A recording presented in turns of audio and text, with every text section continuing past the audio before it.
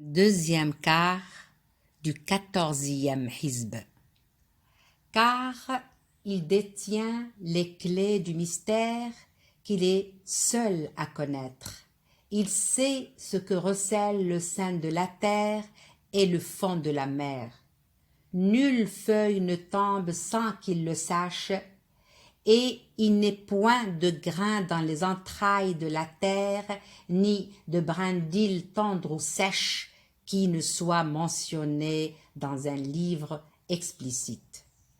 C'est lui qui reprend vos âmes pendant la nuit et qui connaît ce que vous avez acquis dans la journée. Il vous rappelle ensuite à la vie, afin que le temps qui vous est imparti soit accompli. Puis c'est à lui que vous ferez retour, et il vous mettra alors en face de tout ce que vous faisiez. Il est le maître absolu de ces sujets.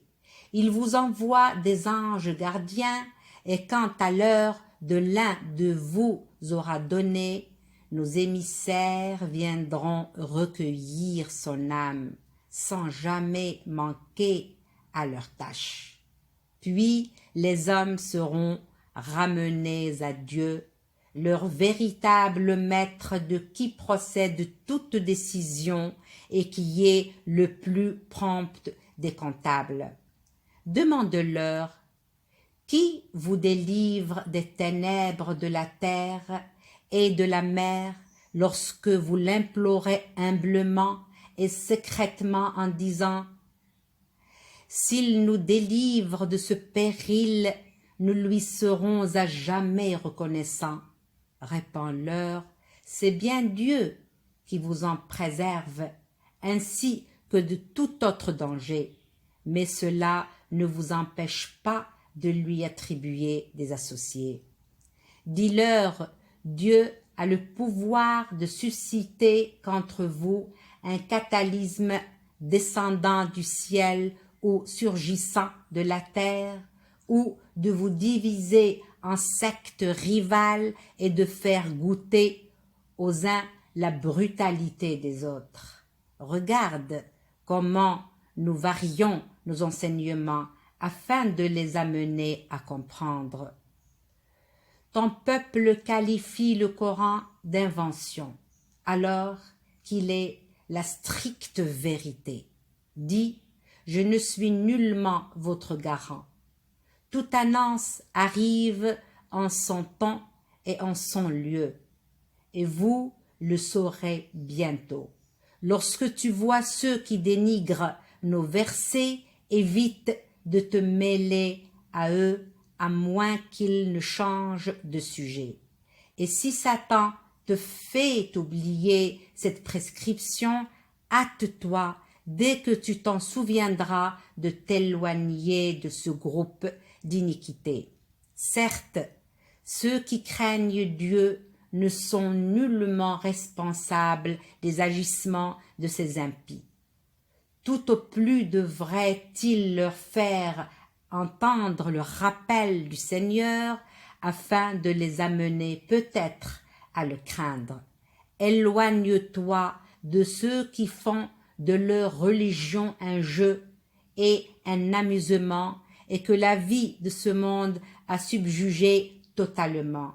Exhorte par ce Coran afin qu'aucune âme ne soit entraînée à sa perte par les fautes qu'elle aura commises, sans qu'elle puisse trouver en dehors de Dieu ni allié ni intercesseur.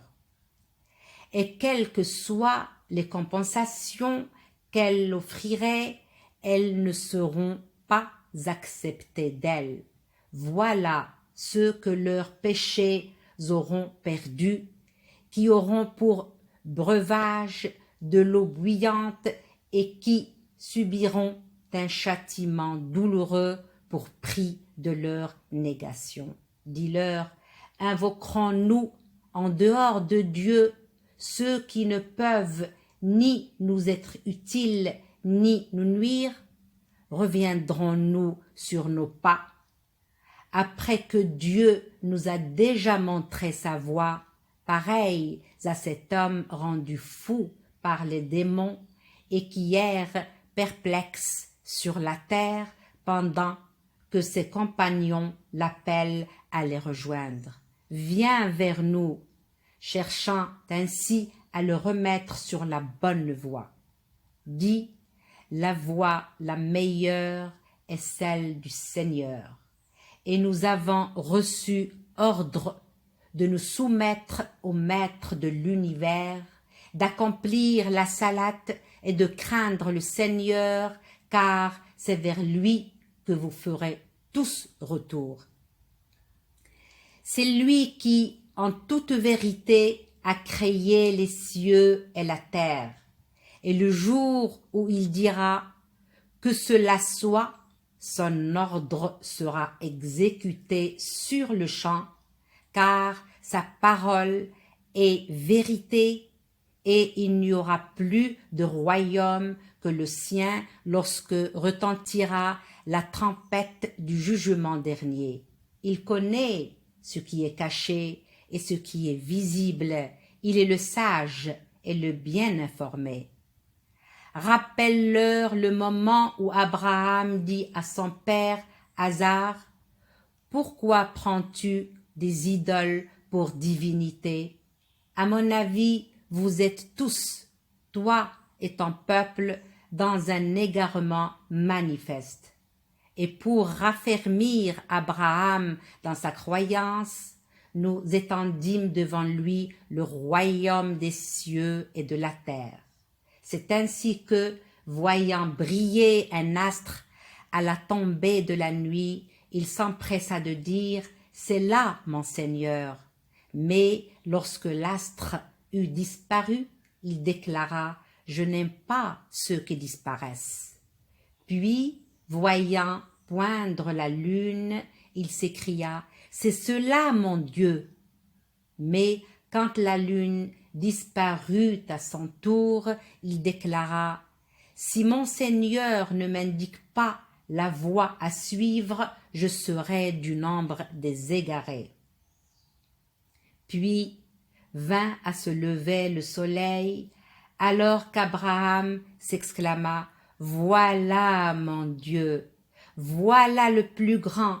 Mais lorsque le soleil eut disparu à son tour, Abraham s'écria « Ô mon peuple, je désavoue tout ce que vous associez à Dieu. » En monothéiste sincère, je tourne ma face vers celui qui a créé les cieux et la terre, et je ne suis point du nombre des associateurs.